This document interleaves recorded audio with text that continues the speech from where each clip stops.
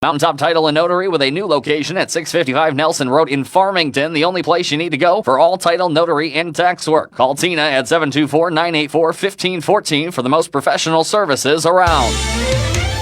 Your local station, 590 WMBS. I hear voices in my head.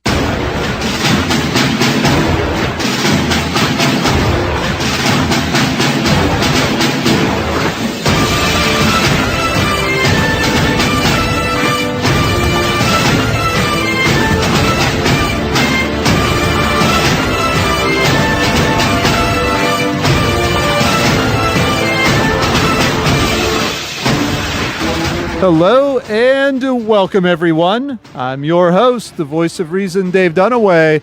It's Thursday, February 12th, 2026, and you're listening to The Sports Voice.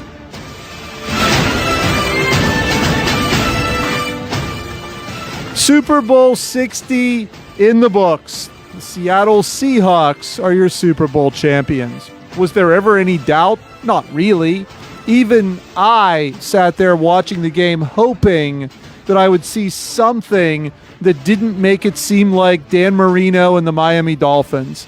I wanted to make sure that there was at least enough positivity at the end to show me that Drake May and the New England Patriots would make it back one more time.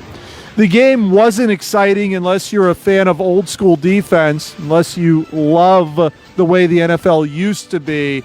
The halftime show actually got more chatter than the actual football game, which once again goes to prove this is a show. It's not just the final game of the NFL season. But now we've got all sorts of time to talk about the offseason, especially the NFL draft at the end of April, which will be held on the North Shore in Pittsburgh. But the Steelers have proven that regardless of whether it's an offseason or a regular season, you just can't stay out of the news, and for the most part, it's for all the wrong reasons.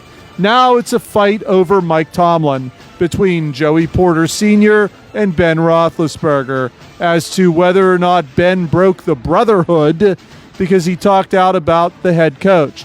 Well, it wasn't just Ben, because James Harrison broke the brotherhood as well. He also spoke out against Mike Tomlin. So apparently you just have to pretend like Mike Tomlin was the greatest coach in NFL history and all is good. But now personal shots are out there, and with Hall of Fame on the horizon next year for Ben Roethlisberger, will it affect whether or not he makes it as a first ballot guy? Was Joey Porter telling the truth? Was he telling lies? And why did Cam Hayward allow it on his podcast?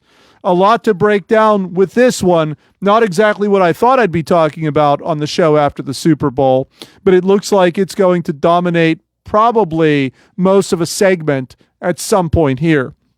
In addition to that, the Pittsburgh Pirates, continuing to be active in the offseason, signed slugger Marcell Ozuna.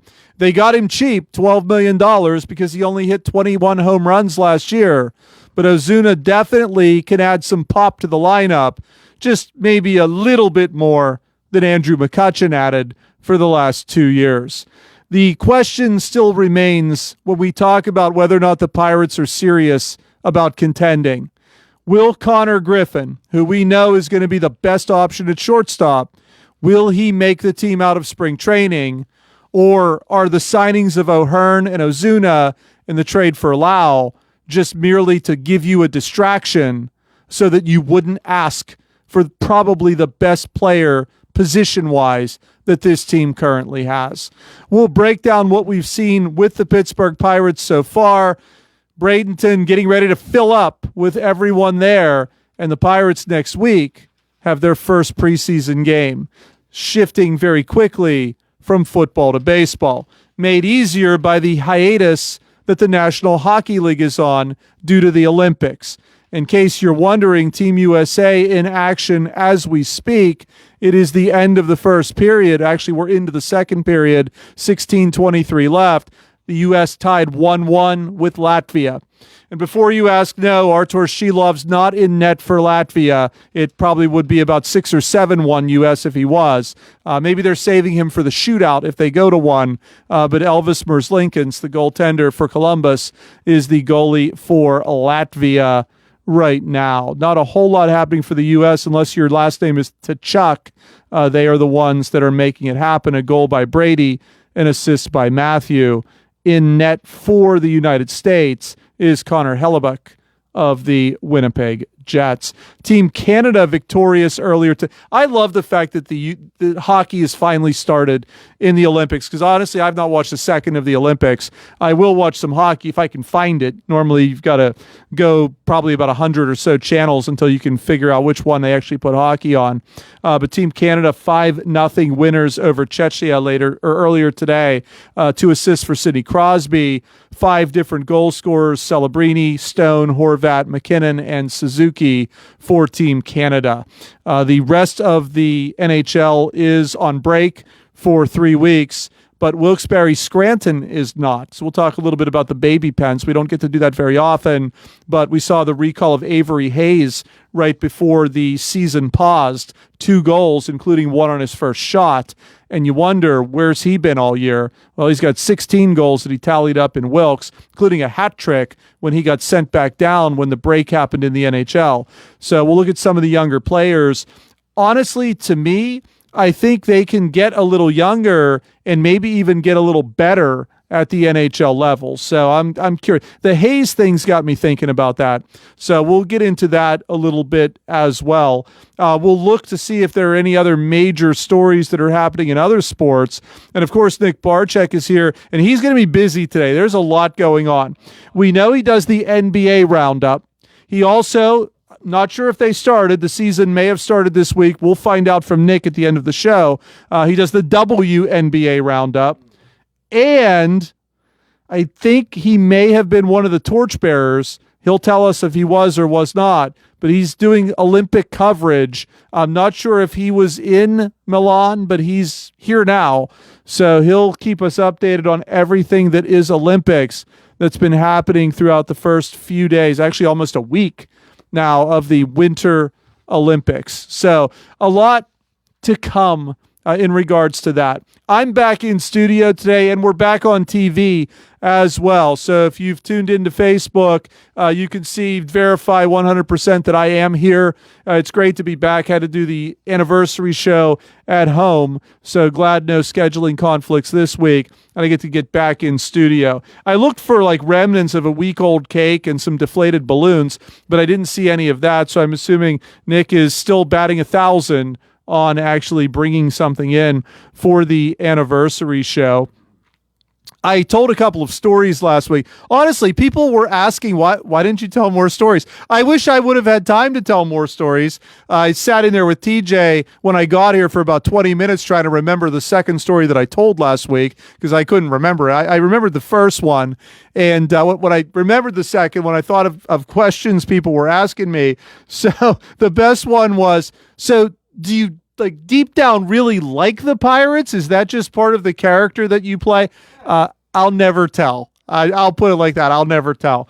You can try to decipher that from the comments that I make whenever I talk about the Pirates. But I guess that's where I've gotten the biggest notoriety through the years, is about how much I hate the Pirates, because they have been pretty much the whipping boy of the show for the better part of the 17 years that I've been on, outside of a couple of years when they actually looked decent. For the most part, it was business as usual. People wondering, is this year going to be a year where they actually look decent? They might. It's hard to say at this point. So we'll get into them a little bit later in the show. But I figure we might as well start off talking about the Super Bowl, just kind of wrap up the NFL as best we can. I know people are probably hoping to hear about Ben and Porter. I'll get to that during the first hour of the show. I won't put it totally on the back burner. I think there are definitely some things that need to be said, because I think that you can look at those two and say, well, they're retired. but I think you could have similar debates by players who are currently on the team. Of course, the one that orchestrated the podcast where Porter ran his mouth in the first place, Cam Hayward, who everyone thinks is this great guy. So we will get into that because I don't think it's done, and I think it's bigger than just Ben and Porter. Today, a tweet from Antonio Brown in support of Ben has pretty much just illustrated this is going to continue. I think you're going to see a divide with those Pittsburgh Steelers teams from, I don't even think it's offense and defense, just pro-Tomlin and anti-Tomlin. You don't give him enough credit for being the polarizing figure that he was for all of the years he was head coach of the Pittsburgh Steelers. But before we get to that, a lot of people asking me also this week how depressed I am over the fact that the New England Patriots lost the Super Bowl. And my answer is not at all. I wasn't even expecting them to be in the Super Bowl. The fact that they were there, they're so far ahead of the game right now. And you've got to take that into account. This team was 4-13 for the last 2 years. When a team does that, when a team basically tears it down, it takes normally 3 or 4 years of drafting and developing to get players ready to contend for a Super Bowl. Look at the supporting cast on this team. Look at how many rookies were thrust into the lineup. How many rookies played in the Super Bowl? 2 rookies on the line on the left side of the ball, protecting the blind side of Drake May. And I know a lot of criticism out there for Will Campbell. For what? The guy's a rookie. What do you expect? The fact that they weren't on top of May every single play, I think, is a victory in itself. Steelers, they can't even make the lineup as a rookie most of the time, where they get shifted in position. Ask Broderick Jones how his rookie year went. Will Campbell's rookie year ended up in a Super Bowl appearance. So I have no reserve on anything that happened with New England. They're ahead of the game. They're I think 2 years ahead of schedule. I thought they were somewhat competitive as the game went on. Maybe Seattle took the break, left off the gas a little bit. But in the end, Seattle has the best defense currently in the National Football League. And New England has a quarterback that got shot up in the shoulder before the game just to be able to play. I heard from numerous sources that if it were a regular season game, Drake May would not have played. That's how injured he was and still went in there. Did he miss throws? Sure he did. Did he get confused by the disguised defense of Seattle? Sure he did. And so would have Bo Nix or Josh Allen or anybody else who would have potentially been in that game. New England, I give a ton of credit to for making a decision that, hey, we don't have the right coach. We're going to fire him and replace him with a veteran, Mike Vrabel, who ended up being coach of the year in the NFL. Vrabel comes in and says, look, I don't know anything about offense. I'm going to bring in a guy who does, Josh McDaniels, and let him mentor May. And we've seen leaps and bounds growth in Drake May from 1 year to the next. And they overachieve, because everyone who comes in on that field knows their role, knows their job, and does it. And that makes a big difference. The New England Patriots are now, and have always been, as far as I've watched them, not been about the individual. They've been about the team. It's been about the logo. The Steelers love to talk about the name on the front and not the back. And then you just see time and time again, everybody out there trying to be a stat collector. You do not see that in New England. It's one of the most unselfish game plans you'll ever see. You can tell Vrabel was basically under the tutelage of Belichick for all of that time. And as I said at the beginning, I'll say it again, my biggest fear was the flashbacks of Dan Marino in his second year, taking a Dolphin team that was not quite ready, that were a few years away to the Super Bowl, but yet that team never developed to a point where it got back. And I know it was the tail end of Don Shula's legendary career, and this is not the tail end of Mike Vrabel, but I do believe that this team will be back. I don't know if they'll be back next year. I still think they need a couple of years of free agent signings. They need a pass rush. They need a little bit of upgrade on the line. They need a number one receiver. There are things this team needs to be ultra competitive to get to that promised land again. But the fact that they got there, I'm impressed. I'm happy. I'm not depressed. I'm not sad. I'm not angry. I'm not any of those things. I sat there. I watched May. I wanted to see what he would be able to do. And when the game was over, Was it lopsided the other direction? Sure. Did I pick Seattle on this show on Thursday? I did. So I wasn't like it was this big surprise for me. I was more concerned with, do they have a chance in the near future to get back? And I think they do. And with that being said, all the credit in the world to Seattle. Nick's favorite player, Sam Darnold. I know he's going to want to talk about him. He figured it out. He was able to step up in the pass rush. He was able to complete passes. At one point, Jackson Smith and Jigba was out. Rashid Shaheed was basically a non-factor. He finds Barner. Darnold found a way to check down. He credits all of that to Kyle Shanahan and his time in San Francisco. Kenny Walker was a stud at running back. New England had no answer for him.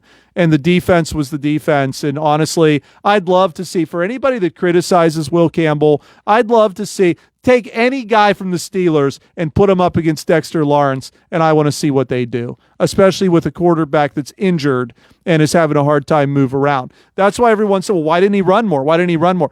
They had to inject his shoulder with cortisone just to get him out there on the field. No, they're not going to put him in a position where he's going to be injured for maybe all of next season because he's running around in the pocket. It's what they chose to do. Would it have been better with Joshua Dobbs? No. So this was the best case scenario that you were going to get out of it. Congratulations to Seattle. They won the game. They deserved to win the game. They were probably the best team in football all year. Maybe a little bit of a surprise to people, but they were. And Sam Darnold showed after last year when people said he can't win the big one, he showed on Sunday. He not only could get to the big one, but he could win it when he got there. So congratulations to the Seattle Seahawks.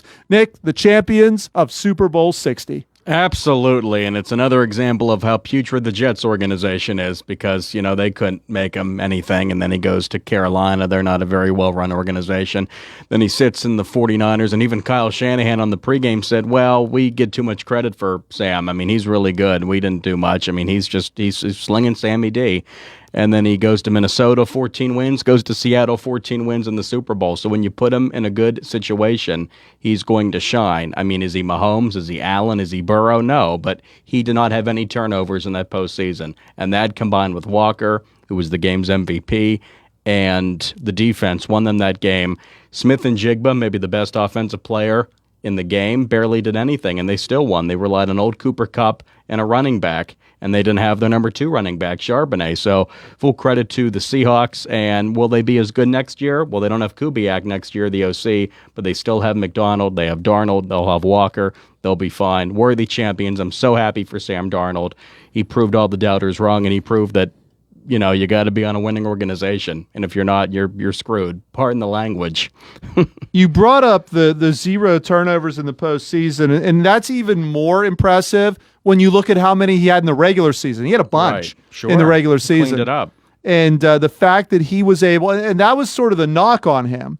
I think people thought coming into the season, well, he'll be okay in the regular season. When the playoffs roll around, they put pressure on him. He's in situations that he's unfamiliar with. You're going to see him turning the ball over. And it was the exact opposite. And I think he directly himself avoided at least 3 or 4 sacks in that game on Sunday and was able to buy time to make a play downfield that if it was the initial call in the drop back, he would not have been able to make. I think that when you look at MVP, you've got to give it to Walker just for the sheer numbers that he put up. But Darnold, without him in there at quarterback, I question whether or not, even with that dominating performance on defense, I question whether or not that game is not still in contention at the end. If you have a lesser quarterback in there if Geno Smith's in there, you don't get to the Super Bowl. I mean, of right. course. But I think Darnold showed poise, and I'm not even going to say Drew Lock. I'm going to say not every quarterback that made the playoffs this year showed that same poise. Oh, not at all, no. No, you're right. And when you look at the playoff quarterbacks, I mean, playoff quarterbacks or quarterbacks can cost you in the playoffs, even if they have a good regular season. C.J. Stroud was awful in the New England game, and that cost them the game. And that's a great defense. Conversely, Seattle also has a good defense, but Darnold did not cost them the game. Was he phenomenal? Did he have 300 yards? No, he barely had 200. But so what? I mean, when you have a lot of talent around you, your job as the quarterback when you're not Mahomes or Allen, who, by the way, has never been to a Super Bowl, Allen. And might never be. Might never. And you know, that's not an incredibly well, I mean, he doesn't have a plethora of talent around him like Darnold, but, Darnold's job was to not lose them playoff games and to not lose that Super Bowl, and he put him in a position to win. Was he phenomenal? Did he have 300 yards? No, but he didn't lose it for him, and that's what matters. When you look at the other storylines that go along with this that don't necessarily involve football, I guess we'll start with the story that broke earlier today. Sam Darnold complaining up a storm that he lost money at the Super Bowl because of it's called the jock tax. At least that's what the moniker they give it in California. But if you work for 10 days in California, they actually tax you based on your income and they revert it back to your overall base salary. So I believe the check for winning the Super Bowl was something like $180,000 or somewhere in that range. When Darnold left, apparently they were waiting for all of these guys on the bus before they went to the airport. Darnold was told he owed $241,000 to the state of California. And every other player, every coach for both teams was pretty much told the same thing. That's interesting because I didn't know that until today. I didn't even know that was a thing that happened. But state by state, you can kind of do what you want with your state taxing. But Darnold made sure he put that out there on social media so that everyone knew. And it just makes me wonder, I mean, think about our state and everything we tax. Could the light bulbs be going off? And we got the draft rolling around here. Yeah. Could we see something similar if we actually get big events that happen in the state of Pennsylvania? Why not? I say squeeze as much money as we can out of these rich athletes. No, I mean, don't tax Sammy D. I mean, tax Drake May all you want, but no, I mean, it is what it is. That's ridiculous, but it is what it is. And he's not going to miss that money. I mean, for him, he probably makes that in one play. But still, the principle is what you're talking about. Yeah, I didn't know. I didn't know it was a thing. So, kind of hearing that today, I'm like, you got to be kidding me. And I thought, okay, well, if they take it based off the check that he made in California, and obviously they had to play they had to play San Francisco once because they're in the same division. Super so we Bowl's know in he played California there. next year, yeah. But yeah, I mean, and the question then started to come out, should the Super Bowl be played in California? Well, What will be the reaction from these guys if they know they have to pay this just for playing in the Super Bowl based on salary that they make all year? Will there be a push, maybe from the Players Association, maybe from the entire NFL? Will they try to push Goodell to get the Super Bowl out of California, maybe in hopes to scare them enough to get rid of that tax? Because they want to play. I mean, that's one of the biggest stages in this country. And you start looking at other places. You look at like New York City. Well, I mean, if it's snowing, then you're going to have a game like you had for the AFC Championship.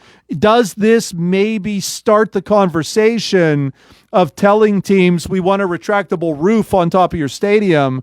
Because if we're going to eliminate that as a venue because of this tax and you want us to come to your state, we're not going to have a game like we saw in Denver. So you've got to get the environment there. We've got to have halftime shows. We've got to have singers. We've got to have these people out there, and we don't want them bundled up in outfits trying to do this. We want it to be conducive to the show we're trying to put on, because we know it's not a football game. It's a show. Right. It's bigger than any of that. It's all a TV show. If that push starts to get the Super Bowls out of California, because none of these people want to pay this tax, do we start the conversation maybe in Pittsburgh? Hey, put a retractable roof up. They're going to do the draft.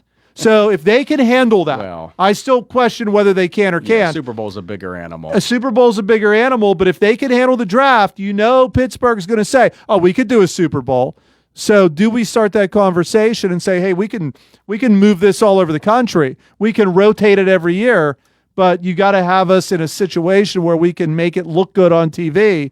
Do we start that conversation? We could. I mean, every Northeast stadium could get a retractable roof, and a lot already have.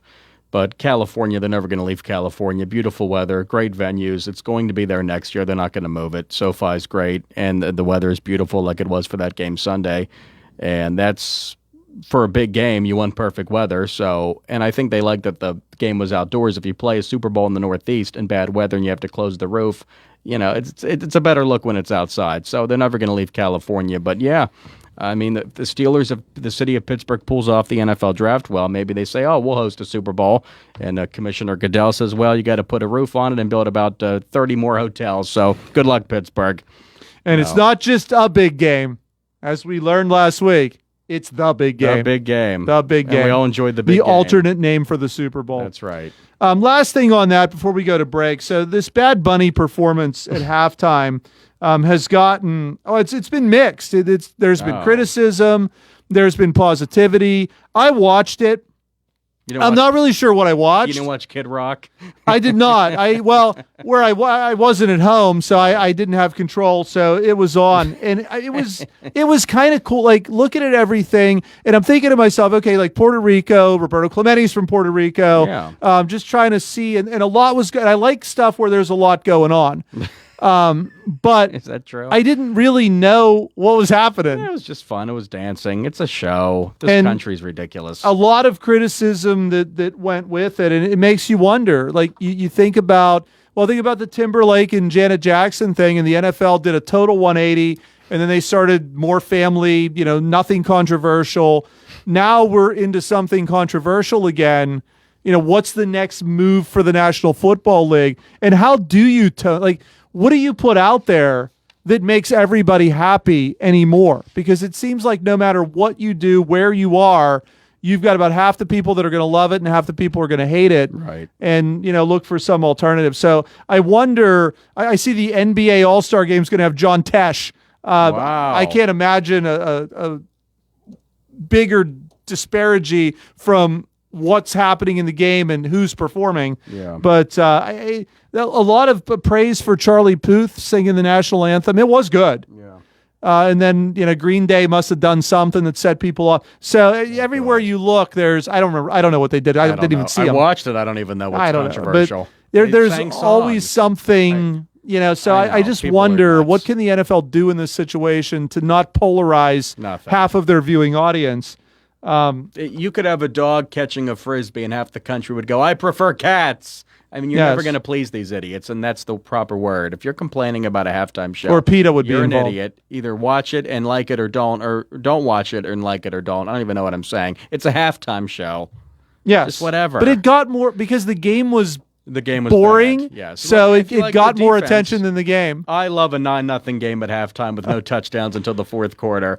Come on. I love defense and field goals. That's it. Tomlin probably sitting there going, I told him I knew what I was talking about. Yes, NBC hated it, but everyone else hated it too, except maybe some defensive coaches. Mike McDonald loved it. He won, and field goals and defense. That's what some of the league is. Hey, it's old school football. I guess if you have the correct personnel, you can put a system out there that's archaic and actually win an important football game. So absolutely. Well, when you have a great defense going up against a young and inexperienced quarterback and O-line, that's what happens. But they don't have an elite defense. The elite defense comes out of the tunnel at Acrisure, from what I heard. See. At least self-proclaimed elite defense. Well, Cam Hayward, he's a great podcast host, is he not? I wouldn't say he's great. We'll get to that when we come back. Let's take a break. When we come back, if you've not yet heard, a lot of emotions stirred up this week between Joey Porter Sr. and Ben Roethlisberger. We'll get to where it happened, what was said. James Harrison's name was brought into it as well. So the Steelers just can't stay out of the news, and rarely is it for anything good. Don't go anywhere. We'll be right back. Zen's Antiques and Home Decor, part of the Cinder Shack family of vendors, where you can find both antique and new furniture, collectibles, housewares, gift items, including jewelry and candles, and so much more. Follow Zen's Antiques and Home Decor on Facebook for new items and information on upcoming events. Zen's Antiques and Home Decor in Building 2 at 3391 National Pike in Farmington. Zen's Antiques and Home Decor.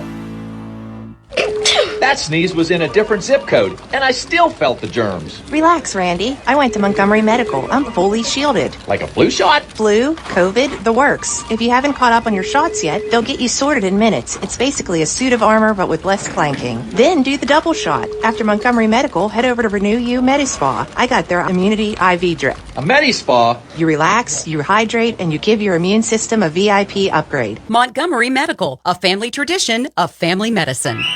Ready to score big on your next home? Well, great news. Huge savings are waiting for you at Clayton Homes of Bell Vernon. From open floor plans perfect for game day parties to energy-efficient homes that will help you save money all season long, these homes are built to deliver. Don't wait on the sidelines. Make the winning play today and find the home that fits your family and lifestyle.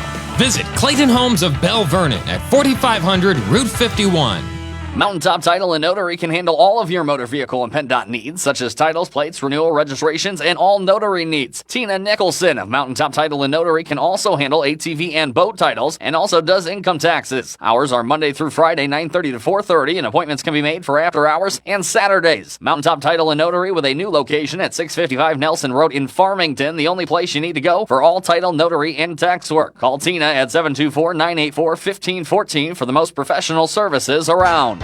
Feeling lucky? Your next big jackpot is waiting for you. Visit the casino at Nemacolin in Farmington, PA for the ultimate casino experience featuring the hottest table games, daily promotions, big-time giveaways, and an exciting variety of premium slots. And after, celebrate your big win with a juicy burger at the Royale while you watch the big game. Hotel packages available. Visit CasinoNemacolin.com for more information. The Casino at Nemacolin. Game on. Gambling problem? Call 1-800-GAMBLER.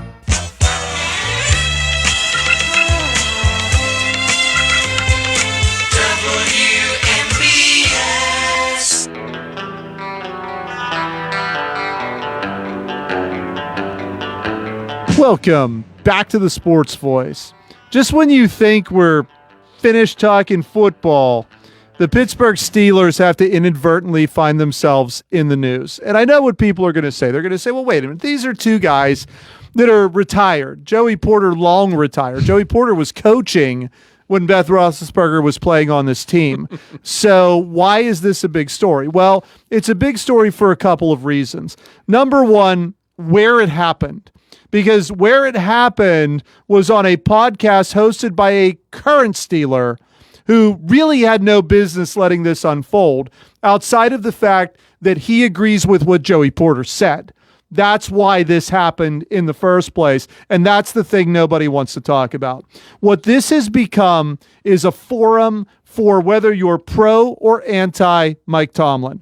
And for anybody that doesn't want to talk about that, for anybody that doesn't want to bring that up, this is all about Tomlin will never disappear. Even though we've not seen or heard from him since he stepped away from this team, he just can't disappear because his presence on that team was polarizing. Whether anybody wants to talk about it or not, it was. And it divided the locker room, and you're starting to get that. Now, the current guys won't say anything because they're still employed by the Pittsburgh Steelers. Even Cam Hayward didn't say anything. He just let it go and didn't do anything to stop it.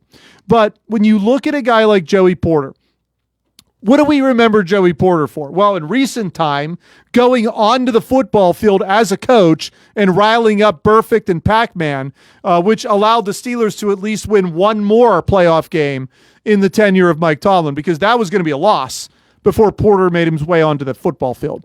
So as a player, was Porter a good leader? I think so.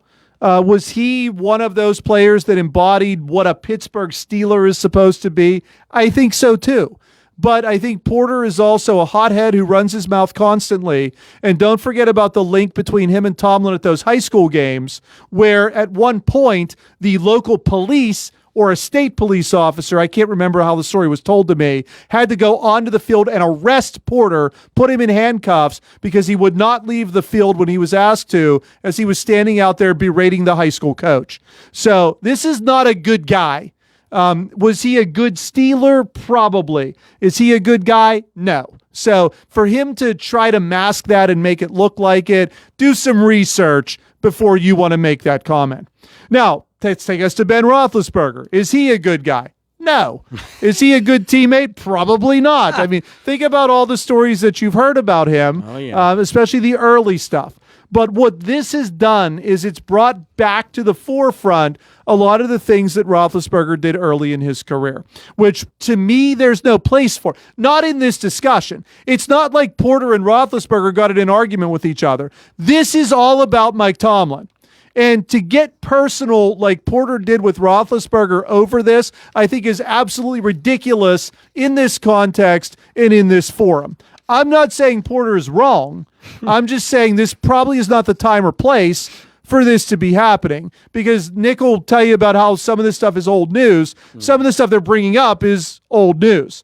James Harrison also referenced in this tirade by Porter because Harrison spoke out against Tomlin just like Ben did earlier this season. So we know by that both are linked. It's not a personal attack on Roethlisberger. It's all about Tomlin, and that they're on a different side than him in this discussion.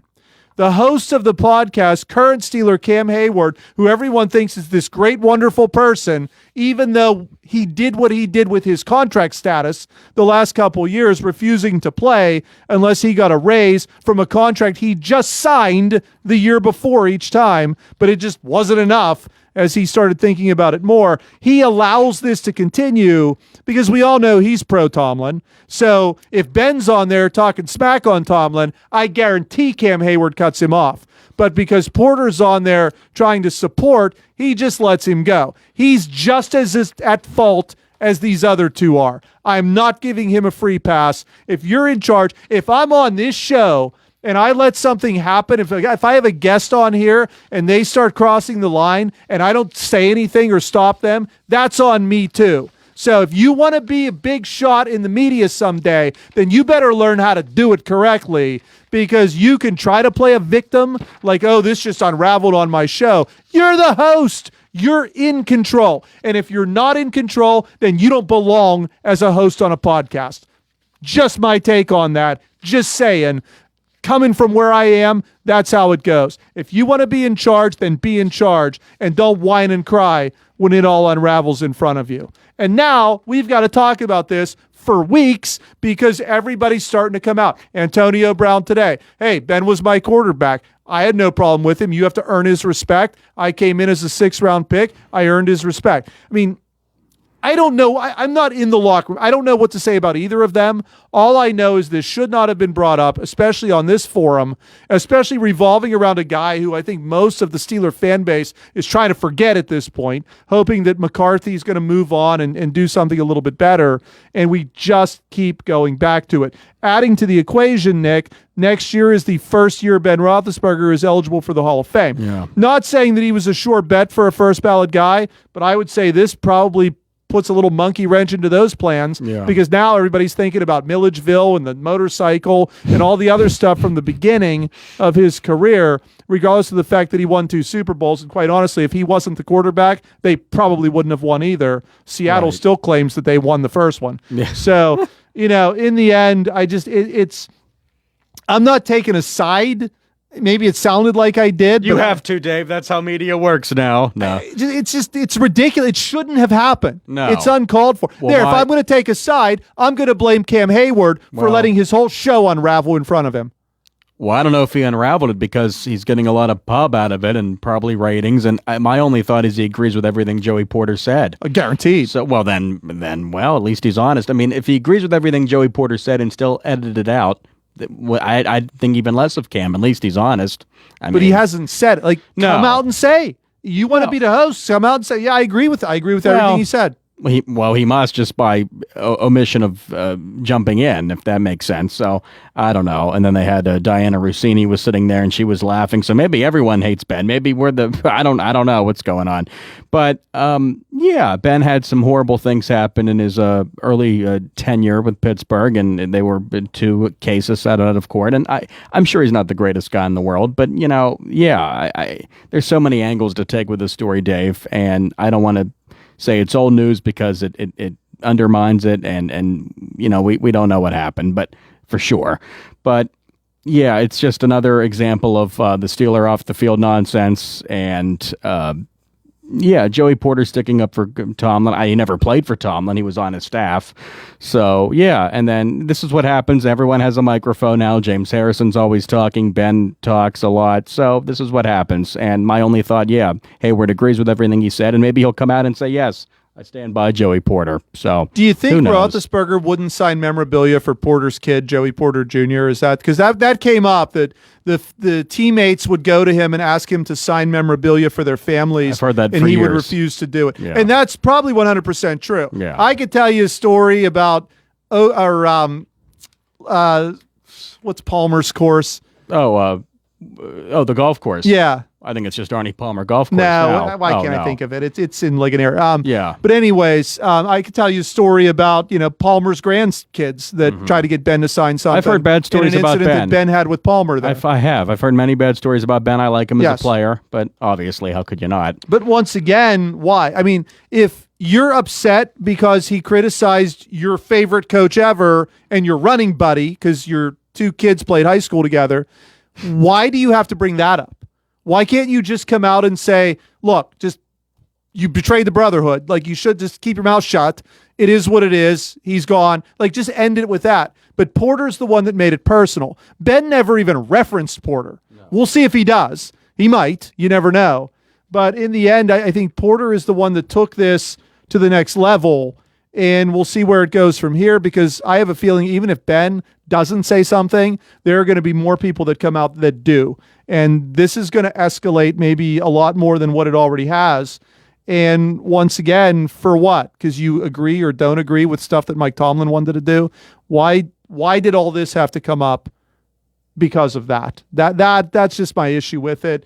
And why do I have to sit here and talk about that? I could be talking about other things. I could be talking about the Pirates in the first segment and the fact they signed Marcell Ozuna this week, which actually is a decent signing. Like, there's other things that could be done right now except for this. And yet again, just another example of the organization in the news for all the wrong reasons. And I'm sure we're going to get more of that when Aaron Rodgers decides he wants to come back. How long till he gets frustrated with what they're going to put out there, because they don't have the personnel for Rodgers to win. Don't worry, Dave. Big Mike from Greenfield's going to fix all this. Oh, I'm sure. Because he's an offensive coach. He's going to call the plays. Well, he's going to call the play. I know, but I mean, I know, but if he has a 42-year-old quarterback, and no receivers, what's the difference? Yeah, but what's the alternative? They're not going to go young, so what's the alternative? They take draft capital and trade for Kyler Murray? I don't know, do something. Go get Malik Willis. That might be part B. I don't know. Sign Kirk Cousins. Oh. Trade for Tua. I mean, those are the quarterbacks that are out there. Kirk Cousins is younger than Rodgers, by a day. Yeah. I guess Malik Willis, Kyler Murray, something. Malik Willis actually would make sense. Yeah. I wouldn't sign him to a long-term deal, but if you sign him like a 2-year deal. He's still in his 20s, right? He's 26 or something like that. He's in his prime, if he ever will have a prime. That at least would make sense. And then you have Willis and you have Howard. And whichever one, if you want to rotate off of that or whatever, chances are neither is going to be good. But at least you'll get to figure it out with a younger quarterback instead of somebody in their 40s. No. I would take that. I wouldn't draft one. I just don't think there's anything out there. Well, not where they are in the draft. No, you're reaching like you did with Kenny Pickett if you draft. Guess maybe Ty Simpson, maybe. I wouldn't go anywhere near that. Well, I think he's going to. I know that I made my comments about Dave. Bo Nix, and Nix has outperformed. Well, it was hard not to outperform what I said about him. But Tyler Simpson, I would not waste picks to trade up to get Ty Simpson. I just wouldn't. Okay, so another year of Rodgers then. I mean, I'm not against it. Listen, they could trade up and get Ty Simpson. It's still going to be another year of Rodgers. That's true. Because they'll never let him play. No, they won't. They'll hope Rodgers gets hurt, and we'll have Maddox and Ben from 04 again. Rudolph. Well, they're not hoping he gets hurt. You know what I mean. Rudolph's still under contract. Yes, he is. So to me, it's going to be Rodgers or it's going to be some other veteran. And by the way, he commented on the that story. He agrees with Porter. He doesn't like Ben either, because Ben wasn't nice to him when he got drafted. Ben was rough on Rudolph. Yeah, so Rudolph agrees. So yeah, I mean, it's not like Porter. Maybe he's right. Going back to that story. Yeah, but Rudolph's not talking about all this other stuff. No. Rudolph would just say, "Yeah, he's a bad teammate." In the locker room. I'm sure he's a bad teammate. Well, when that stuff in Milledgeville was happening, Rudolph was like 5, so I don't even know if he knows about that. Right. But I don't. It's a mess. It is a mess. Go Stillers. Hey, we'll see what happens. Way to get the offseason started on a high note. Yeah. Big Mike will fix it. You brought in a local coach. You're hoping that your 42, who's going to be 43-year-old quarterback comes back, and now you've got this media scandal. Right. Great job. Way to go, Steelers. Hey, let's just keep it above that mean, though. That's right. And all will be good at Acrisure. Mr. Rooney's thrilled. That is all the time we have for the first hour of the Sports Voice. When we come back for hour 2, we'll talk Olympic hockey. We'll talk Pirates. A lot to talk about. Don't go anywhere. We'll be right back. Route 21 Furniture. Take the road to your perfect home. Sleep well tonight. Try out a new mattress from Route 21 Furniture with a large selection of mattresses, all sizes and comfort levels, with great prices, free local delivery and setup, and financing options. Route 21 Furniture. Open weekdays 9 to 5, Saturday 10 to 5, Sunday noon to 4. 724-737-2222 or Route21Furniture.com. Route 21 Furniture. Take the road to your perfect home. Your local station, 590 and 101.1 W266DB, WMBS Uniontown. And right now outside of our Davis & Davis studios at 29 degrees at 5 o'clock. Now CBS News. This is CBS News on the Hour, your home for original reporting. I'm Stacey Lynn. The Trump administration is rolling back a big climate change regulation. President Trump calls it the single largest deregulatory action in American history. We are officially terminating the so-called endangerment finding, a disastrous Obama-era policy that severely damaged the American auto industry and massively drove up prices. EPA Administrator Lee Zeldin was especially pleased. This is a big deal. The endangerment finding determined carbon dioxide and other greenhouse gases endanger public health. So what about health? We can and must choose both. Legal challenges to the president's action are expected. Linda Kenyon, CBS News, the White House. The president's border czar, Tom Homan, says the immigration crackdown in Minnesota is ending. A significant drawdown has already been underway this week and will continue to the next week. Now to Arizona, where the Pima County Sheriff's Department is calling on people who live near Nancy Guthrie's home to turn over any security camera footage. CBS's Andres Gutierrez says they've set up a special form online to upload video. Any neighbor here can, within a 2-mile radius, that may have captured anything out of the ordinary from New Year's Day till February 2nd, the day after she was reported missing. They say anything, any suspicious cars, any person that may not usually be in their neighborhood, they want to see that. A Virginia Supreme Court weighed in on a lengthy court battle involving an Afghan orphan adopted by a U.S. Marine and his wife. Correspondent Cami McCormick reports. The child's parents were killed during a U.S. raid in Afghanistan in 2019. Soldiers brought her to a hospital at an American base. Under the first Trump administration, the State Department said the U.S. was obligated to return her to surviving relatives. Then a Virginia judge granted Joshua and Stephanie Mast the adoption. When the child and her relatives evacuated during the U.S. withdrawal, the baby was then taken by Mast from a refugee resettlement center in Virginia. NASA and SpaceX will launch a crew to the International Space Station tomorrow. CBS's Mark Strassman. The weather's looking better, so that's a plus. We've got a crew of 4 that's going to spend about 35 hours or so getting to the ISS, assuming that this launch is a go. And right now, NASA feels pretty good about it. They'll be replacing the crew which returned to Earth last month. Liftoff is set for just after 5 a.m. Eastern Time. On Wall Street, it was a terrible, horrible, no good, very bad day with stocks plummeting. The Dow closed down 669 points, NASDAQ down 469. S&P was off 108. This is CBS News. The stars shine brighter on CBS Mornings. This is a slam dunk. So cute. Gail came in singing for me today. On CBS Mornings. Take the fact book. Caring for an aging parent or a loved one with medical needs? FACT, Fayette Area Coordinated Transportation, can help. Seniors 65 and older ride free on our fixed routes. People with disabilities get discounted shared rides. And if your loved one has medical assistance, their trips to doctors or treatment are covered under the shared ride program. Give them safe, reliable independence and yourself peace of mind. Call 724-628-RIDE or visit factbus.com. FACT, your community, your connection. Attorney Thomas W. Schaefer litigated approximately 300 civil and criminal trials, some of which aired on Oprah, Inside Edition, and ESPN. Having an engineering degree, master's in business administration, and law degree qualifies him to go toe-to-toe with anyone. His firm concentrates in wills, trusts, estates, property transfers, personal injury, solar field and Marcellus gas negotiations, and family law. Small enough to care and smart enough to win. Attorney Thomas W. Schaefer, 724-425-1162, or email tommyschaefer@hotmail.com. An eye-opening find in New York City. We're going to remove the bottom drawer of this built-in wardrobe. Curator Emily Hillwright at the Merchant's House lifting the lid for me as Director of Operations Camille Cirkowitz points out a link to what's now deemed to be an original feature of the 1832 museum. Inside we have a lid that was made specifically to fit the space, and it comes out to reveal the entrance to a passageway that extends over 15 feet down. It has a built-in ladder. Proving the museum's curator says the home's builder Joseph Brewster's ties to the Underground Railroad that helped protect enslaved people. Deborah Rodriguez, CBS News, New York. Instead of staying in the Olympic Village, Canada's men's hockey team booked rooms at a 5-star hotel. Their goalie says they want to win gold, and this gives them the best opportunity to do so. Stacey Lynn, CBS News. The award-winning local, district, and statewide news is being brought to you by Ultimate Structures, offering customized sheds, cabins, and metal buildings. Ultimate Structures is ready to design what you desire. Call today, 724-415-0020. Good afternoon on Thursday, 5:05. I'm Nick Barczyk from the Davis & Davis Studios. Davis & Davis Attorneys at Law. Injured, call today for your free consultation, 724-437-2799. 29 under cloudy skies in Fayette County. And we'll get to the weather watch and sports in just a bit.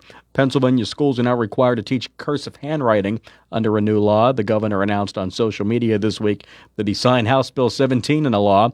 The bill amends the Public School Code of 1949, requiring that cursive be taught in Pennsylvania schools. It was supported by 15 Republicans and 3 Democrats. The bill's sponsor, State Representative Dane Wastrow, said cursive is a skill proven to boost cognitive growth while preserving a link to the past. First-time filings for unemployment are decreasing around Pennsylvania. That's according to the U.S. Labor Department, which says for the week ending February 7th, there are more than 15,000 first-time filings in the state for unemployment. That number is more than 3,000 less than the week before. Nationally, there was a drop in the number of initial filings for the week. A Pennsylvania lottery-winning scratch-off ticket worth $10,000 was sold at a Western Pennsylvania gas station. The Sunoco at 4142 National Pike in Wharton Township, Fayette County, is going to receive a bonus for selling the winning ticket. The ticket, $10,000 a month for life, is a $5 scratch-off game. Officials with the World Health Organization say the United States will be a part of its upcoming influenza vaccine meeting. The interim director of the WHO's Department of Epidemic and Pandemic Management confirms the meeting will take place later this month and that the U.S. is expected to be there. It comes after the nation officially withdrew from the WHO following a year-long exit process and nearly 80 years of membership. The WHO Director General has previously said he hopes the U.S. reconsiders its withdrawal, while states, including California, Illinois, and New York, have already moved to join its global disease network. I'm Jim Roop. More next on WMPS. Hey everyone, this is Josh Krysak here letting you know that it's not too late to purchase a shed, carport, or building due to the cold weather that's upon us. Ron from Ultimate Structures will explain. Here at Ultimate Structures, we go full-time, year-round to service our customers. Don't let the cold weather discourage you from purchasing the storage building for your needs. Our manufacturers and installation crews keep chugging through the cold weather. There may be minor delays due to snow and ice, but you can be assured every attempt will be made to get your building up and ready to protect your valuables. That is great news to hear, Ron. Our listeners can still purchase a shed, carport, garage, or building to fit their needs. Customers can call me anytime to discuss their needs at 724-557-3281. That's 724-557-3281. We can sit down and design what you desire. Come out to our mega lot to view models to fulfill your dreams. We are Ultimate Structures, satisfying Fayette County customers since 2007. In sports, we have high school basketball tonight. C.R. Parado Group High School Sports Night playoff action. Whippio Boys 5A preliminary round game. The Mustangs of Laurel Highlands at the Ringgold Rams. Brian Morozak and Tony Hanula have the action from Monongahela tonight. To pregame at 6:10. Sprouse Insurance Group pregame game at 7 tonight. Basketball playoff, high school playoffs tonight starting on WMBS. The LH girls and the Guy Bowl girls also get underway next week. We'll have those games for you.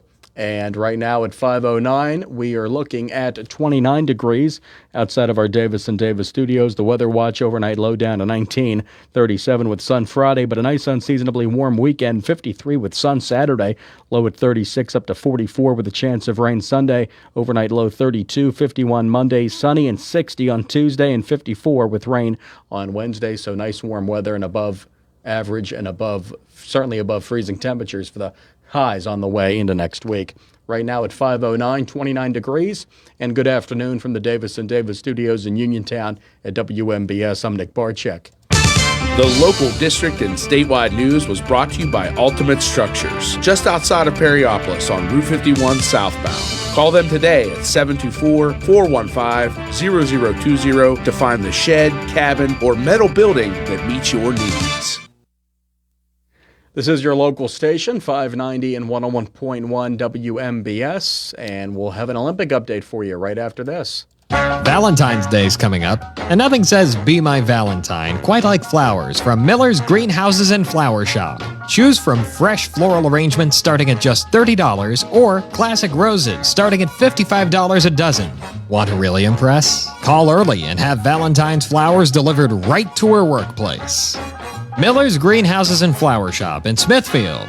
Open Monday through Saturday, 8:30 to 5. Call 724-564-2696. Your local station, 590 and 101.1 WMBS. Again, we have high school basketball tonight. C.R. Parada Group High School Sports Night, Sprouse Insurance Group pregame at 6:10. In just about an hour in the game at 7, Laurel Highlands at Ringgold with video coverage on YouTube. And that is on the way in just a bit. The Start Report and then more of the Sports Voice with Dave Dunaway next. But right now, out to Milan, Italy for an Olympic update on your local station. This 2026 Winter Olympics update is brought to you by Pento Home Care of Uniontown. When you want award-winning personalized home care for your loved ones, call Pento Home Care at 724-322-8192. Westwood One Sports presents this special update on the 2026 Winter Games. Brock Nelson, a longtime New York Islander now with Colorado, wears number 29 because it's the combination of the number 6 worn by his grandfather when he was part of the U.S. Olympic team that won the gold medal in 1960, and the number 23 worn by his uncle, Dave Christian, who was on the Miracle 1980 team. And Nelson has been all over this game today with Latvia. He had 2 first-period goals, both taken away after successful challenges, but then he did score twice in the second period. The U.S. leads Latvia 4-1 going to the third period. 2 snowboarders, Anna Gasser of Austria and Chloe Kim of the U.S., went to Italy in hopes of a gold medal three-peat, which had never happened in snowboarding. Neither won. Kim, in the halfpipe, had the lead until the final runs when she was passed by Gaun Choi, a 17-year-old from South Korea who Kim has mentored. Kim settled for the silver medal. John Stashauer, Westwood One Sports. Pento Home Care Agency cares about you, your health, and what's best for your family. Pento Home Care is a family-owned and operated home care agency providing the convenience of personal care within your home. They'll work with your family and physicians to come up with the best plan of care for you. Pento offers personal assistance services and accepts all state waiver programs, private insurance, and private pay patients. Pento Home Care Agency has home health care available 24 hours a day, 7 days a week, and their experienced team of professionals provide expert care. Pento offers hospice care because they know how difficult and overwhelming a terminal illness can be by helping families through the challenging days with dignity and compassion. If you or a loved one need care or are looking for a career as a home health aide, please call them at 724-322-1683 or visit them online at pentohomecareagency.com. This 2026 Winter Olympics update was brought to you by Pento Home Care, offering a full line of award-winning care and at-home services to help your family member in need with their daily living needs. Call Pento today at 724-322-8192. Good evening. This is Chris Felicki of Janney Montgomery Scott here in Uniontown, bringing you today's closing stock market report. The Dow Jones Industrial Average was down 669.4 points, closing at 49,452. The Nasdaq Composite was down 469.3 points, closing at 22,597. And the S&P 500 Index was down 108.7 points, closing at 6,833. Among companies of local interest, Apple, $261.73, down $13.77. Amazon, $199.60, down $4.48. Cisco, $75, down $10.54. Boeing, $239.25, up $2.99. Caterpillar, $758.72, down $16.28. Disney, $102.32, down $5.80. ExxonMobil, $149.93, down $4.60. First Energy, $48.83, up 90 cents. Johnson & Johnson, $244.56, up $3.70. Home Depot, $390.13, down 55 cents. Intel, $46.48, down $1.81. McDonald's, $332.04, up $8.83. Meta Platforms, $649.81, down $18.88. PNC Financial Services, $229.75, down $5.73. Raytheon Technologies, $201.15, up $4.64. Rockwell Automation, $381.95, down $24.82. Tesla, $417.07, down $11.20. Verizon, $49.46, up 49 cents. Walmart, $133.64, up $4.87. Recapping, the Dow Jones Industrial Average was down 669.4 points, closing at 49,452. The Nasdaq Composite was down 469.3 points, closing at 22,597. And the S&P 500 index was down 108.7 points, closing at 6,833. From the Uniontown office of Janney Montgomery Scott LLC, member FINRA, NYSE, SIPC, where we serve all your investment needs, this is Chris Ford.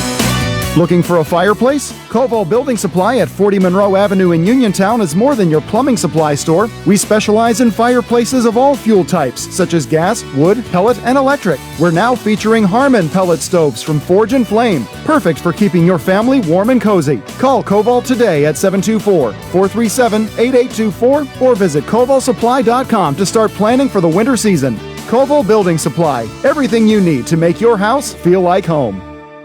There's only one best lunch spot in Uniontown. Titlo Tavern and Grill on West Main Street, serving 8-ounce Reubens, foot-long cheesesteaks and subs, half-pound handmade burgers, plus pizza, calzones, strombolis, pepperoni rolls, and fresh salads like Greek, antipasto, salmon, steak, and chicken. Open Tuesday through Thursday, 11 to 9, Friday till 10, Saturday 2 to 10. Dinner and happy hour specials nightly, and private parties are welcome. Call 724-437-6749. Titlo Tavern and Grill. The best pizza in town is at Little E's Al Altre, Uniontown's newest restaurant with all the organic crust, classic or gluten-free, all organic sauces, all natural meats and toppings, and a variety of specialty pizzas, including vegan options. More than pizza, Little E's has hearty homemade soups, appetizers, calzones, and strombolis, plus a variety of salads with vegan and gluten-free options. Open Wednesday and Thursday 11 to 9, Friday and Saturday until 9:30. Phone 724-880-6012 or stop in Little E's 7 West South Street across from the parking garage.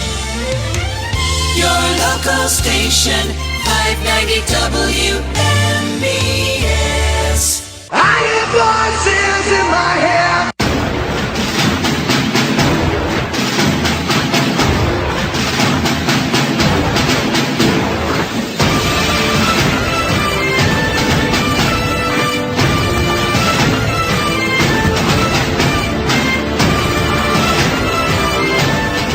Welcome to part 2 of the Sports Voice. Ahead on this hour, I don't know, maybe the most interesting team right now in Pittsburgh, the Pirates.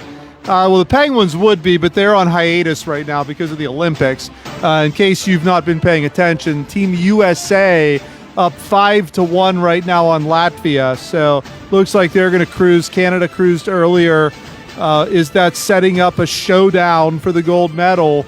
Remains to be seen. Of course, we know Russia was not invited. So it's United States, Canada, Sweden. I can't imagine any other team that's going to put up a fight in this thing before it's all said and done. And I guess there are other sports, too, that are happening at the Olympics. Nick will share that with us when he does his Olympic recap which we'll be getting every week for the next, how many weeks for the Olympics? 5, 6 weeks? This week and next week, Dave. 2. There are only okay. another 8 days. For the next 2 weeks, we'll be getting the update from Nick. Speaking of the Olympics, I might not have watched anything, but I did hear about Lindsey Vonn. Yeah. Unfortunate. A lot of people question, should she even be there at 41 years old? We thought her last Olympics was her last one, but she didn't want to give it up. She wanted to come. She wanted to compete. Everybody said, well, that's her decision. Of course, she crashed. She was skiing on a torn ACL to begin with. She's had 3 leg surgeries since her crash early Sunday morning at the Olympics. Just hope she's okay and able to be mobile with that leg following the surgeries. But just an unfortunate accident for probably the best female skier in the history of this country.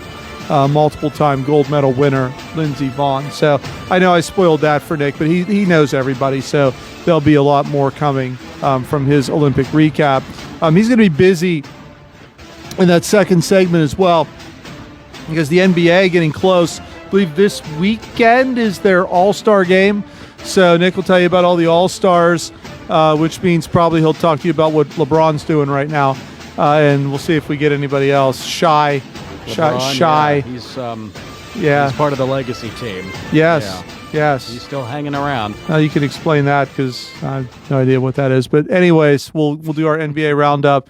And if the WNBA season started this week, he'll tell you about that too. So Dave's a closet NBA fanatic. He just won't let you know it. It's part of his character. Love it. I know some people. Yeah.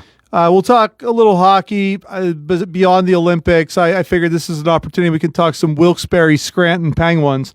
That'll take a good 2 minutes. But there are some good young players there, and they're really good. The Providence Bruins are the best team. They only have like 5 losses or something. Wilkes-Barre not that far away. So it does bode well for the future of the Penguins. But the Penguins right now are in the middle of a playoff push. So a lot of veterans that are out there on that team. But I want to mention specifically Avery Hayes when we get to that as well. We'll start with the Pirates because there's some stuff happening with the Pirates, and I feel like it at least needs to be addressed here because there's hope, there's optimism for the first time in probably a decade that this team might actually contend.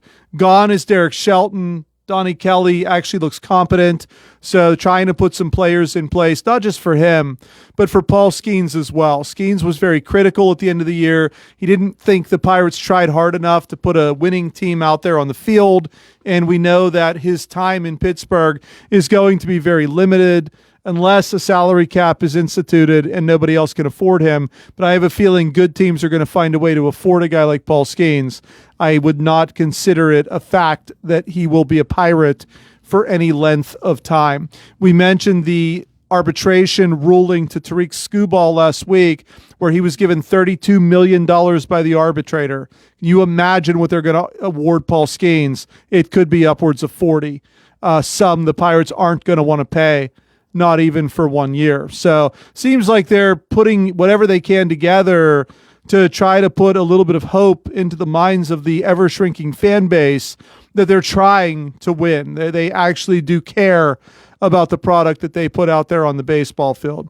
This week's signing was Marcell Ozuna. And I shouldn't say this week, so they haven't really done much since the trade and the signing of Lau and O'Hearn earlier in the offseason. But Ozuna, and there's some question marks with this guy. He's been in the news for some bad things as well in the last few years. So that could be why he was still out there on the open market. They signed him to a 1-year, $12 million contract. Productivity was down last year. He only hit 21 home runs. This is a 30, 40 home run guy. Pirates hoping he's going to do that this year. The deal gives him $10.5 million this year and a $16 million option for next year.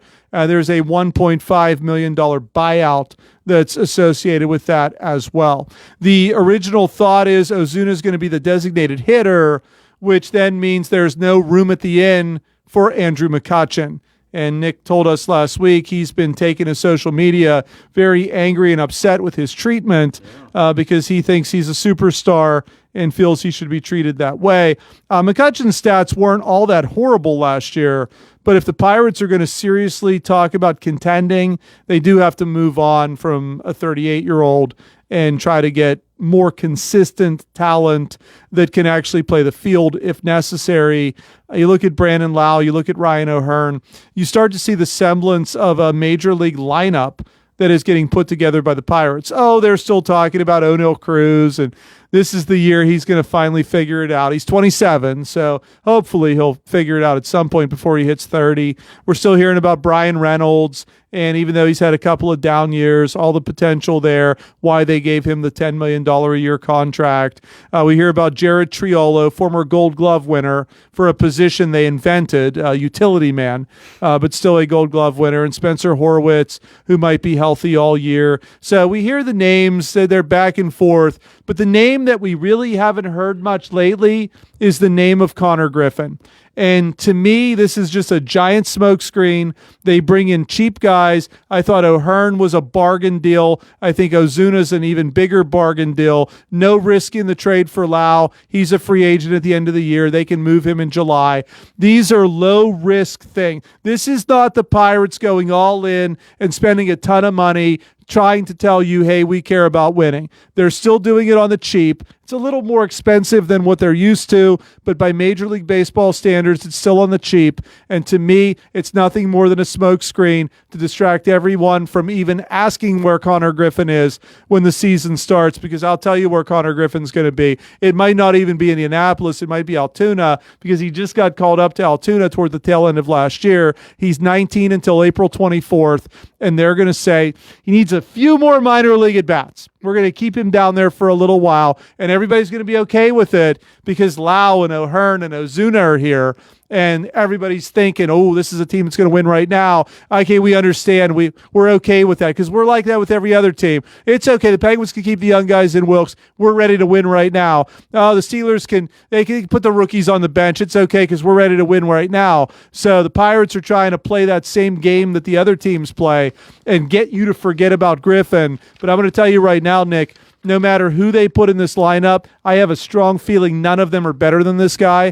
This is probably the best option they have to put out there and actually try to convince people that they're trying to win something, and guaranteed because of money and protection, he will start the year somewhere in the minors, and you won't see him until at least June, no matter what the Pirates are doing at that particular time. So you think he's better right now than these three established big leaguers they brought in? Not to defend the Pirates, but they have added 70 home runs. It was a better offseason than I thought they would produce. So I think it's a minor upgrade over what they had last year. 70 home runs, Dave. No, as a team. I think it doesn't matter. That doesn't mean they're going to hit 70 home runs in Pittsburgh. Well, no, but you can't tell. We complain about this wall's too high and this one's too deep, and there's always an excuse there. Okay. They've done more this offseason than what they normally do. But don't be fooled. Don't put your black and gold glasses on. This is a minor upgrade based on what the rest of their division did in this offseason. Go ask the Cubs if they're worried about the Pirates. I'm hearing 85-90 wins from people who cover the team. And even I hear national people say they could win 85-90 games. You're not in that camp? They might. Well, that's a major upgrade. They won 70 last year. It's just winning 20 more. I mean, winning 90 games, you could win the pennant. Which they're not going to do. They still have the best pitcher in baseball, and I don't think there's a chance for them to really do anything, even if they sneak into the playoffs. I don't think they're a playoff team. I don't think with this, I don't think they'll allow themselves to be a playoff team. They'll get too excited come July that they have trade chips. I just don't see it. It's better. Well, if they're in first or second in a chance for a playoff spot in July, they're not selling. You think they're buying? They're not that dumb. I don't think they're buying. No, but I think they stay pat with what they have. Maybe. We'll see. I don't like the rotation. Really? I think that you Too get many down righties. there. They need a lefty. They should have got Quintana, even though he's old. Well, they have lefties. They have Ashcraft. They have Barco. I mean, those guys can come in and be part of that rotation. To me, I think you've got Skeens, and then you've got a bunch of question marks. Keller's a question mark. Keller's always a tank in the second half of the season. Chandler. Is he going to overcome that? Yeah. Chandler, I think, is a question mark. I think we've seen good and bad out of him. I don't think he's established himself. I think he could. Yeah. There's potential there. If we get Jared Jones, maybe. This Urquidy that they brought over from the Astros, he's 30 years old. And, Yep. I mean, he's average.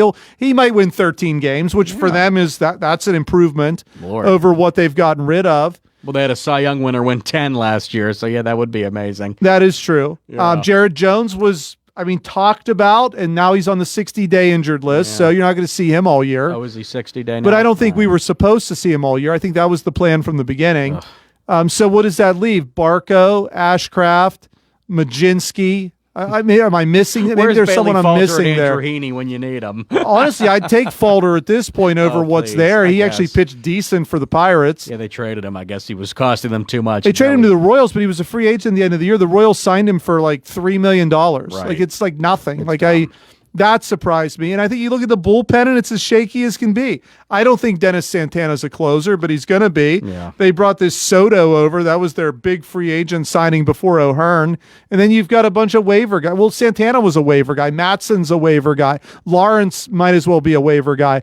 I mean, you start looking at these guys and you start asking, like, this was supposed to be the strength. And I still think they have the best pitcher in baseball, but I don't think it's as strong as it was. And I look at the potential of what they brought in, but I also look at reality. Ozuna has declined the last 3 years. He has. O'Hearn is a 200 strikeout guy. Lau is playing to get on a better team. I don't think he's all in with the Pirates. And with how about this. the guys they already had? Reynolds, O'Neill, Cruz. I mean, O'Neill Cruz should have been moved in the. O'Neill Cruz is never going to figure it out. There have been enough guys, and they're talking about Ozuna like, oh, maybe this is the guy that can mentor O'Neill Cruz. O'Neill Cruz is 27. If he doesn't figure it out by now, who do you think is going to miraculously make this guy learn how to play baseball? It's just not going to happen. He's a liability on the field, he's a liability on the bases, and he's a liability in the batter's box. To me, the little bit that you get out of him, he throws so hard, he hits so hard. he hits it so hard. Yeah, he makes contact, one out of every 20 pitches? Right into an outfielder's glove. Yeah, and what are you getting out of it? Like, Well, I Johnny would have, Baseball if can you hold could him. get anything for that guy, I would have moved him in the offseason. Reynolds, I think Reynolds is just too content. I think he's been on too many bad teams. Now he kind of says, hey, I don't want to play left field. I don't want to play center field. Just put me out there and right. Well, you don't have a left fielder or a center fielder on this team, so good luck with that. I mean, Reynolds might be the best option to play either of those. So what, now you get Cruz out there and left again? No. Well, you watch him dive and miss the ball and then lay there and pretend like he's hurt so he doesn't have to go get it. I mean, that's what we watched all of last year. So is that experiment going to continue, or are you going to put him back at short? Because it went real well there too. How many balls got thrown into the stands? At least you get free souvenirs if you're a fan. I mean, really, what are you getting out of this? I'm not that impressed. Like, if they'd have brought in Kyle Tucker, I'd have been happy. If they'd have brought in Kyle Schwarber, I'd have been like, the guys they said they were trying to get that they just missed on. There's a reason they didn't just miss on these guys, because nobody was out there looking for Ozuna and nobody was out there looking for O'Hearn. That's why they got them cheap. That's why they have Pirate uniforms on this year. If they were legit, somebody else would have had them, just like they have all the other guys the Pirates claimed they were really trying to get. Would Suarez have excited you? Because Not really. Well, I'm surprised he went back to Seattle. Well, you knew they weren't gonna He's get another. Schwarber or He's Tucker. like O'Hearn. He'll hit maybe 30 home runs. He'll hit under 200, and he'll strike out 200 times. I mean, how much you can bring in one guy like that? Yeah, but 30 home runs, Dave. That's something. Yeah, and he'll have 80 hits all year. Well, whatever. I mean, in the end, if he's not hitting those home runs when you have base runners, what good is he? Right. Joey Bart can come hit a solo home run. I guess. Henry Davis might even pull that off every once in a the while. Catching position's a bad mark. Yeah. And Well, they have Ed Flores. Well, they think he's the guy. So we'll see. Hey, full season of Donnie Baseball. Better manager, certainly. Yeah, Can't I'm get any excited worse. about that. And, they made the pitching coach change, so we'll see what happens there. And I guess Skeens doesn't have a new pitch. He was supposed to have a new pitch. I heard that, but no no, new pitch. no. It was the sinker and it's the sleeper and I don't know, whatever he's calling them. It's supposed to be a slower. I don't know, but anyway, apparently it's not a thing. So At least that's of their not worries. happening. Yeah. Yeah, Skeens will be fine, and I think maybe they fooled him like they fooled the fan base and said, hey, look who we brought you. Right. We're trying to win. Look, if they keep Griffin on this roster, I'll be convinced they're actually trying. But I don't think he'll be there. I don't think they have a shortstop on this team. He's the shortstop, but they'll settle for Nick Gonzalez or whoever they're going to put, Conil Cruz. Yeah, they're going to put Gonzalez at short and Triolo at third because he's such a great glove. He can't hit, but... Yeah, I mean, you need a power guy. You don't have a power guy at third. You don't have a power guy at first. Nope. You're going to put... Who's going to play first, Horwitz or... I would assume Horwitz. O'Hearn? No. O'Hearn's going to play the outfield, I guess. Doesn't he have to? I guess. Unless you put Horwitz out there, but I don't know if Horwitz has ever played the outfield. So you throw O'Hearn out in where? Left? Keep McCutcheon and have him in the outfield. If Ozuna's going to DH, O'Hearn should play right, but Reynolds will only play right. Right. So now you got to put O'Hearn in left. Who plays center? Sawinski if it's not Cruz? God. I mean, this is where you are right now. Like, I don't think, like, I know it looks good on paper and it sounds good when you say Lau and you say O'Hearn and you say Ozuna, but I don't really think they've upgraded that much. I think when you sit there and you say, well, Jared Triolo is going to play third, they haven't upgraded much. It's a slight improvement, but you're still going to see a lot of that garbage from last year that's still going to be out there this year. Is Ozuna better than McCutcheon? Yeah. Is O'Hearn better than Tommy Pham? Yeah. Is Lau better than, Kiner Falefa? Yeah. But it's not that much better. No, but they're taking baby steps. And look, if they win 72 games next year, why would you take baby steps when you have the best pitcher in baseball for probably only this year? Because that's all they're content to do. They're above the mean. Well, they're not. At least the Steelers actually do win more than they lose. But if they win 72 games this year, that's an improvement. That's how low the bar is. But you've wasted... They won 71 last year. Your window is as long as Paul Skeens is on this team. I agree with you, yes. And if they're on strike all of next year, then in 2027, he could be elsewhere. Oh, he will be. So this is your window. But they'll keep kicking the can down the road. They'll say, well, Chandler's the next Skeens, even though he's not. So they'll keep lying to us, and I'll keep Seth watching. Hernandez. Yeah, I'll they're going keep to start watching. talking about him pretty soon. Sure, He'll be 19 next year. 4 more years, he'll be up. 19, he won't be up for another 10 years. No, well, that's Griffin. Well, that's the thing with Griffin. Griffin's still 19. When the season starts, he'll be 19.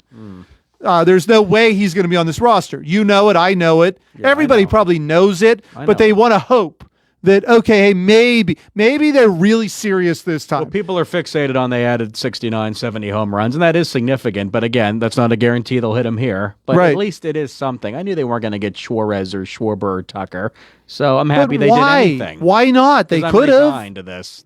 They're not a well-run organization. Ben Sherrington and Bob Nutting. Well, I think Sherrington wants to win. I know Mr. Nutting doesn't care. I don't know. Nutting wants to win on his terms. Well, he'll say, it's here, a happy accident. This is how much money I'm going to give you. Take this and win with it. And Sherrington's got to be like, no one in today's Major League Baseball can win on this budget. Right. Unless you draft and develop well. Yeah. And that's on Sherrington because Sherrington doesn't draft well. He doesn't develop well. He doesn't do well in trades. He doesn't sign good free agents. I mean, go with the track record. Go through it, though. But honestly. That's funny. You just described every aspect of a GM's job, and he doesn't do any of them well. He doesn't. Skeens is a can't-miss guy. That was funny. Okay? Griffin might be the guy that wins something in a draft for him. Yeah. But outside of Skeens, can't count Griffin yet. Who has he drafted that's been an impact player? No, you're right. Nobody. You're right. What free agent has he signed that has actually helped this team do something to win? Nobody. We'll see. What trade has he won? What trade has he made and actually won? I can't. Yeah, you're right. None. Yeah. But yet he's still there. He's still a player. And I've said this who before. wants that job? But, Skeens is a can't-miss guy. Anybody would have drafted Paul Skeens first overall. Right. Griffin was, pick 7 or 8 or somewhere in there. So that might, if he hits on him and he ends up coming up and being a stud, then you can say, okay, he figured out a draft. And maybe Hernandez is too. We'll wait and see. Now, you look at some of these international signings, as Merlin Valdez is potentially going to be on this roster. Tony Blanco, it's 6'9" or whatever. So we'll see if he can do anything, if he gets an opportunity. There's another, Florentino. There are guys there that potentially could be something, but the jury's still out on all of them, including, I think, the people that he brought in free agency, because they're not super young. Ozuna's not in his prime anymore. Neither is Lau. Honestly, neither is O'Hearn. So they're at the tail end of it if they're still there. So I think the jury is out. Did they improve? Yeah. Did they improve dramatically? No.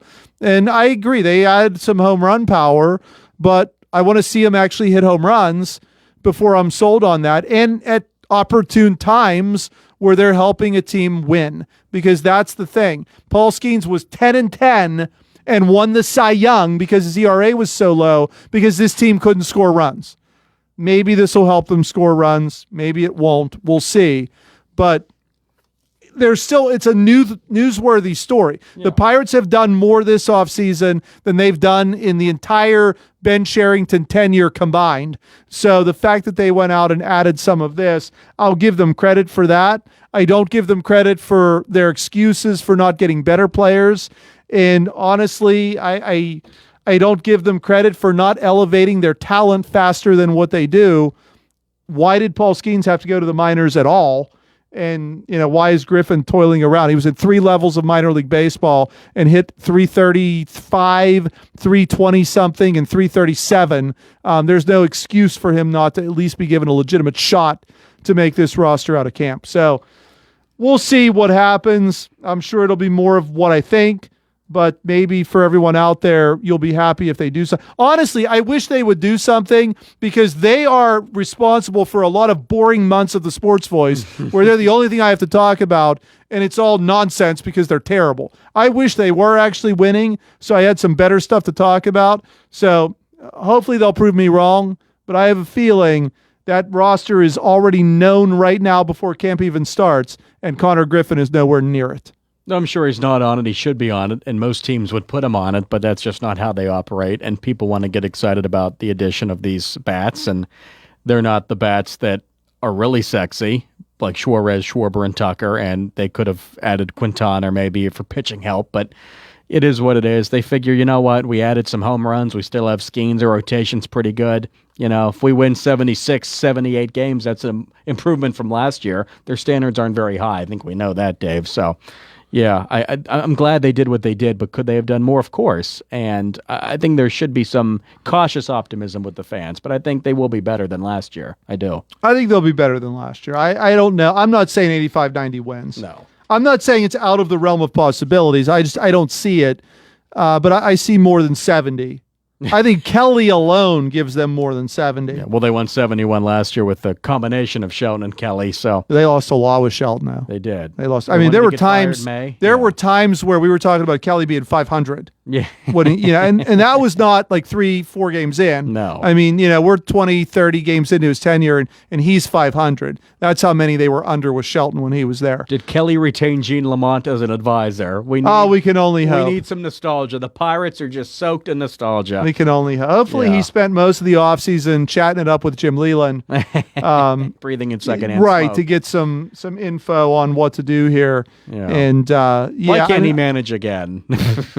I'm all in with Kelly. I think Kelly is a huge upgrade over what they had. Yeah. Everyone who listens knows exactly what I thought of Derek Shelton.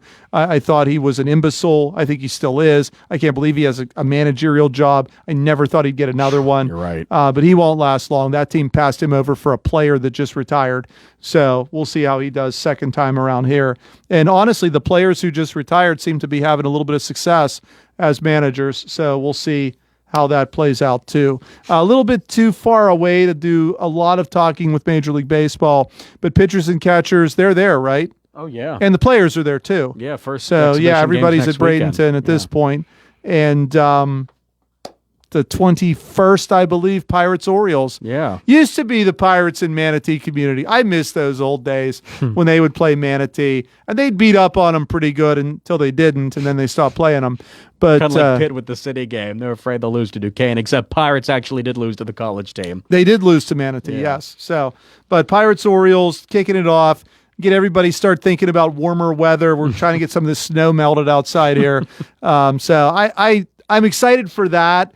And I will watch those early spring training games if they're on TV, just because I miss baseball after all this time. Yeah, you do like baseball. The Pirates, we don't know. We'll never know. No. It's good to see some of the young talent get a shot, but even though they have got no chance of making the major league team, But I do like to watch that. I know a lot of these younger players, so I get excited when some of them get the call up and get a chance to show what I've been thinking they had all along, or they disappoint me. One or the other comes. But the Pirates, they've been mixing some of these guys in over the last few years, but they need to do it when it's needed. And I think if they want to be serious about winning, Connor Griffin is going to be needed at shortstop beginning on opening day. So we'll see how it all plays out. Skeen should march into the GM's office and demand it. He's not that kind of guy, I don't think. He's not that kind of guy, but No. he's the best pitcher in baseball. There's no question in my mind. And they did better for him this year. Did you see Scooble in arbitration? $32 million. There you go. What, Skeen's going to get 40? Do they trade him right after he gets awarded that? Yes, the moment. All right, let's take a break. When we come back, going to be a lot of Nick giving updates on things. I'll talk a little hockey when we start, and then Nick's going to tell you what's happening at the Olympics, in the NBA, and possibly, because I still haven't got clarification, whether or not the WNBA season has started. So we'll let him tell you about that too. So don't go anywhere. We'll be right back. Hey, you looking for a quality pre-owned vehicle? Well, look no more, because with over 200 vehicles, Gary's Auto Sales is the largest used car dealer in the area. Whether you want a car, a truck, or an SUV, you'll absolutely find what you're looking for at Gary's. Gary's has been in business since 1974. You can visit them online at Gary'sAutoSales.com, or you can give them a call at 724-626-8080. Gary's Auto Sales. Many miles, many smiles. Franco's Golf Center is open during the winter months, Tuesday through Sunday, starting at 11 a.m., closed Monday. With 2 state-of-the-art simulators, Franco's is your destination for indoor golf. The Full Line Pro Shop is also open for your shopping convenience, with gift certificates available.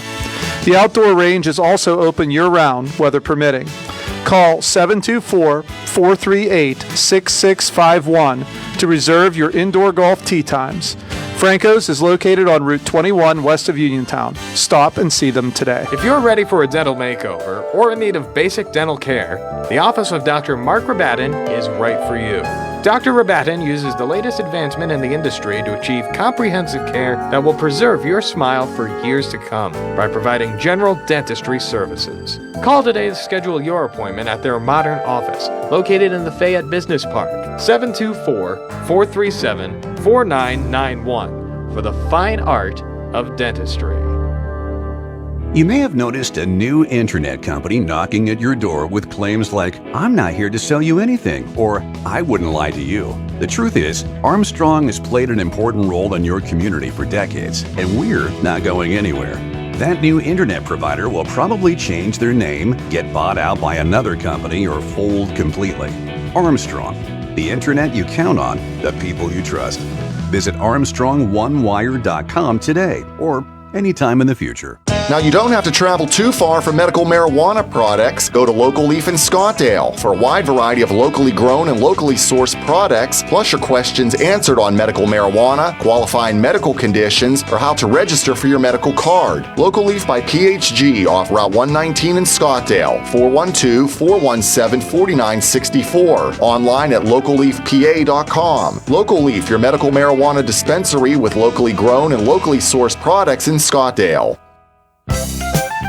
When you are looking to make some extra cash for your aluminum cans, visit Cherokee Recycling, where aluminum can is king. Cherokee Recycling is open Monday through Friday 9 to 4:30 and Saturdays 8 to 12 noon, closed Sundays and holidays. Give Marcus or Braggs a call today, 724-439-3228 for Cherokee Recycling, where recycling makes the most sense.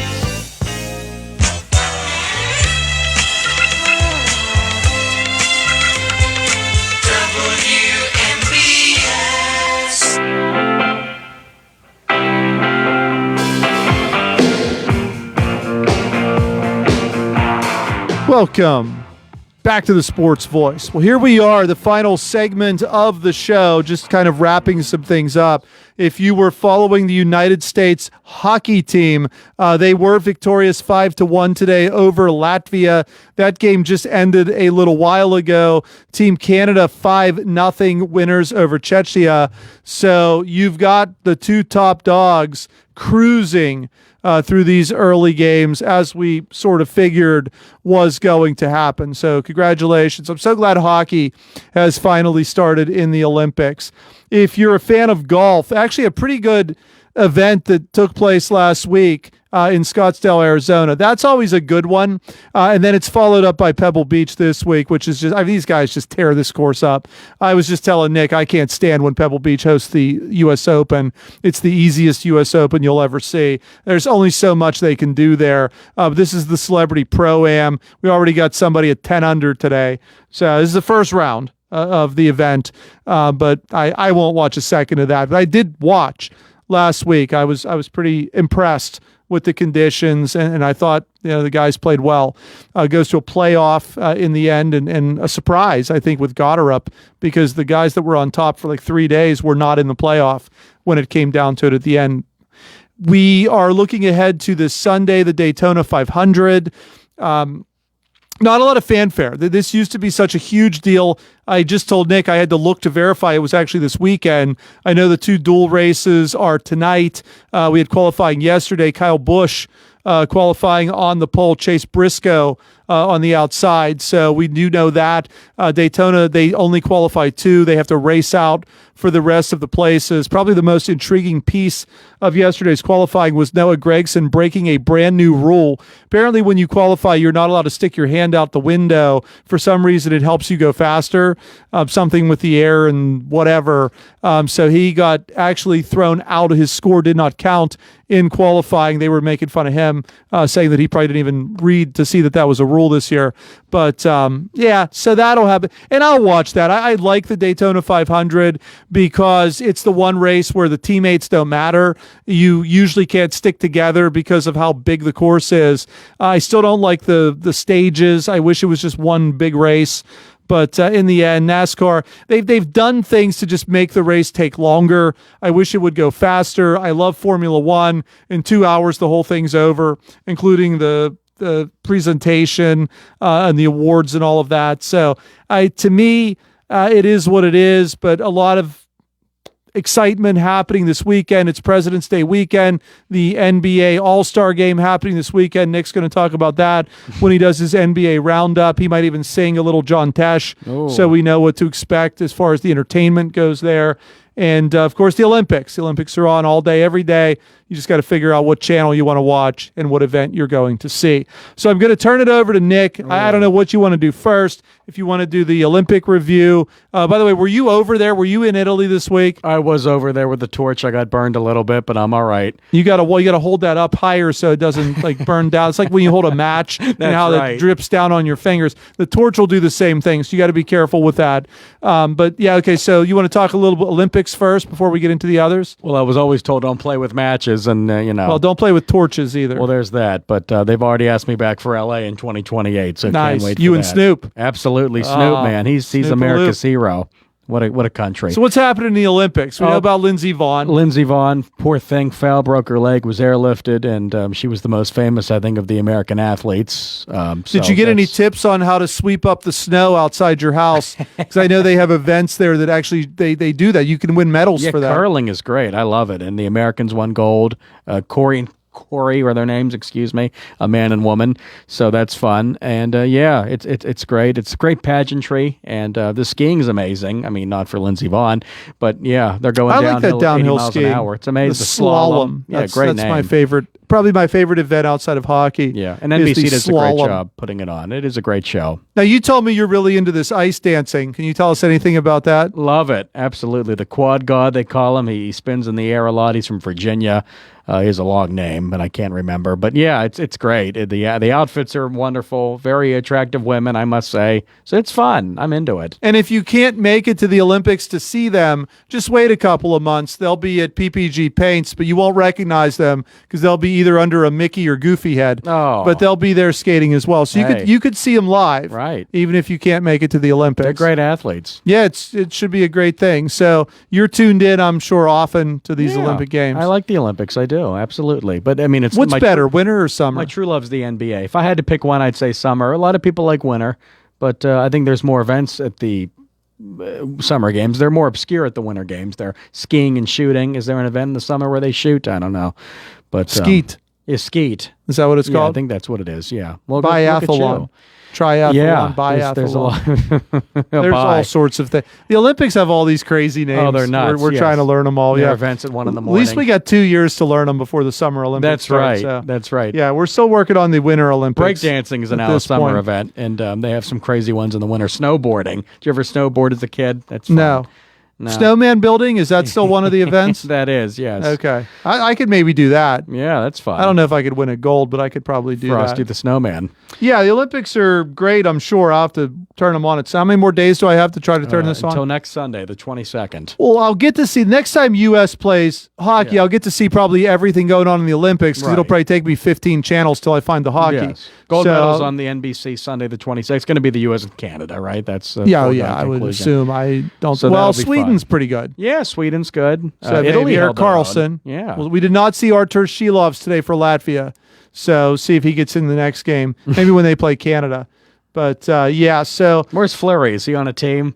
No, Fleury's reenacting his performance from 2010, where he basically just sat and watched the whole thing. So he can do that again. You can only dress 2, which was odd because America today, they didn't dress Jake Ottinger, who I thought probably would be the starter. They started Hellebuck and Swayman's there, so they had Swayman dressed as the backup. So I was surprised with that, but you can only dress 2. And when Canada was there in 2010, it was easy. You just didn't dress Fleury ever. You dressed the other. I don't even remember who the goaltenders were back then. Brodeur, I think, was one of them. Oh, wow, Marty. Yeah, so, I mean, it didn't matter. It could have been whoever, and he still probably wouldn't have dressed.